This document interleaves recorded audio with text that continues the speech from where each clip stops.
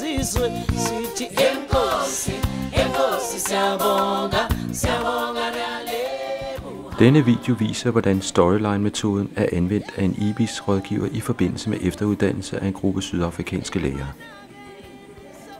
Edward, Lizzie, Jennifer, Jerome, Julian, Vicky og Christo deltog i det IBIS-støttede projekt Learning for Sustainability fra 1997 til 2000. De er alle lærere på samme skole, Alra Park, som ligger ca. 60 km sydøst for Johannesburg. Alra Park er en farveskole, hvor undervisningssproget er afrikaans. Det åbnede en ny verden for lærerne, da de blev præsenteret for storyline-metoden. I storyline bruger man en historie til at strukturere forløbet, og der er tænkt over alle aktiviteterne. For eksempel hvorfor eleverne skal arbejde 2 eller 4 i en gruppe, eller have klasseundervisning. Lærerne gennemprøvede først selv et storyline-forløb, og gennemførte derefter et forløb med eleverne. Okay.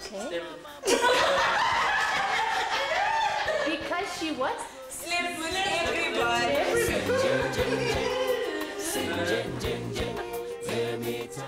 I Sydafrika lægger den nyeste uddannelsesform, Curriculum 2005, op til elevcentreret, problemorienteret undervisning. Miljøundervisning er et tværgående tema, der skal integreres i alle fag. Der er metodefrihed og mulighed for selv at vælge materialer. Men de sydafrikanske lærere er uddannet til et meget fagopdelt skolesystem med en læseplan, der skulle følges til punkt og prikke. Derfor har de brug for en efteruddannelse, der kobler de store visioner om at uddanne eleverne til demokrati med praktiske pædagogiske metoder. Forløbet i videoen strækker sig over 1,5 år, hvor lærerne mødtes med mellemrum med Kit Bjerg Hansen. Efter et seminar tog de tilbage til deres skoler og udviklede i praksis noget af det, de var igennem på efteruddannelsen. Læringsteorien blev så koblet til lærernes egen praksiserfaring. Denne måde at organisere efteruddannelse på er i projektet kaldet for spiralmodellen.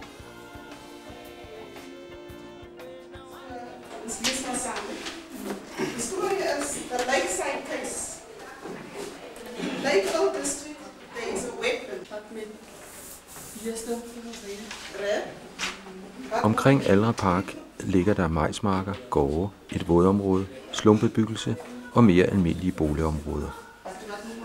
Lærerne skulle først ud og fotografere i lokalområdet og derefter vælge et tema for deres undervisningsforløb. Temaet blev vand.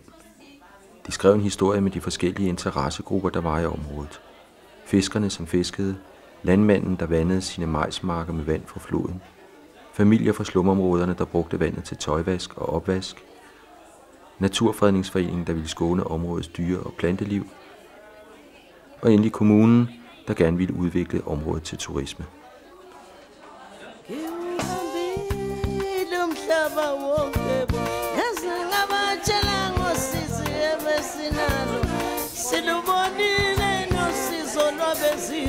Sithi enkosi enkosi siyabonga siyabonga nalebuha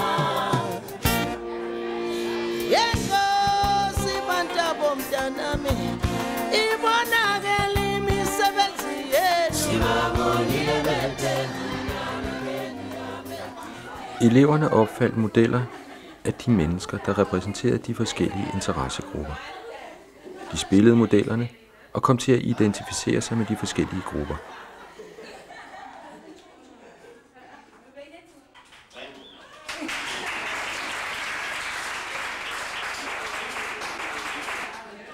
De skrev et brev til en fiktiv kommunalbestyrelse og forklarede, at de ønskede, at udviklingen af vådområdet skulle gå i den retning, der passede deres gruppes interesser. De spillede kommunalbestyrelse, der skulle tage beslutninger i forhold til de mange forskellige interesser. Og endelig blev den plan, de valgte, lavet til en tredimensionel model.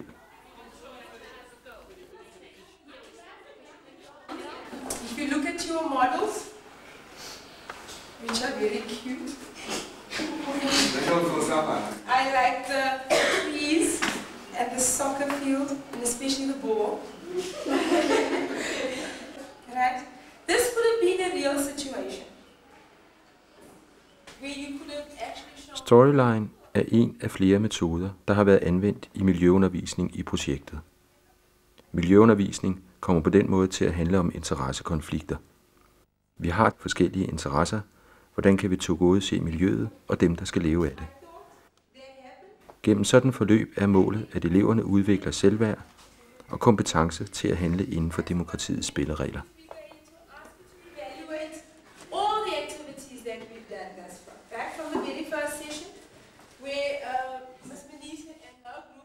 Spiralmodellen og metoder som storyline og brug af kameraer i undersøgelsen af lokale interesser er alle metoder, der har gjort erfaring med i pilotprojektet Learning for Sustainability.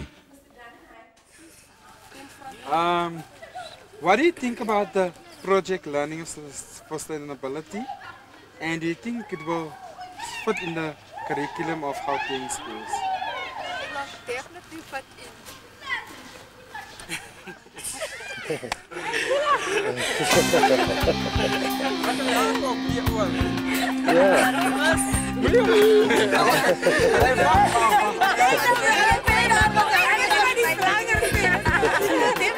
Okay.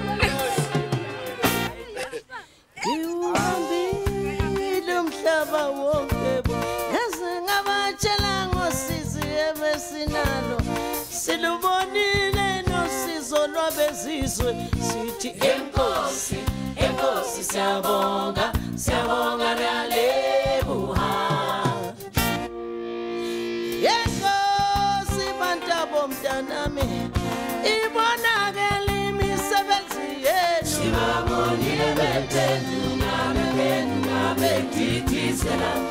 on June 16, 1976. I'm saying